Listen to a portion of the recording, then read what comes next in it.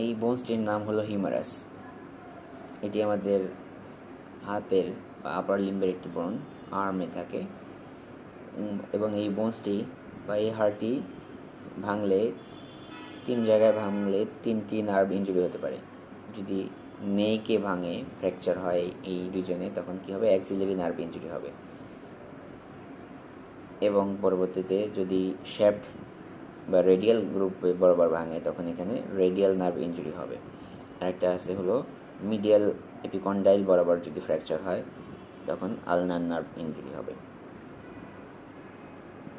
এবং প্রত্যেকটি নার্ভ ইনজুরির জন্য আমরা পার্টিকুলার সাইন সিমটম দেখতে পাবো। অ্যাক্সিলারি নার্ভ ইনজুরি হলে আমরা কি পাবো? Regiment base sign.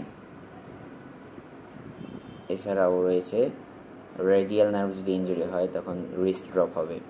আলনার নার্ভ ইনজুরি হলে আলনার যে সকল মাসেলকে সাপ্লাই দেয় সেগুলো উইকনেস হবে এবং ক্ল হ্যান্ড ডেভেলপ করবে। ধন্যবাদ সবাইকে।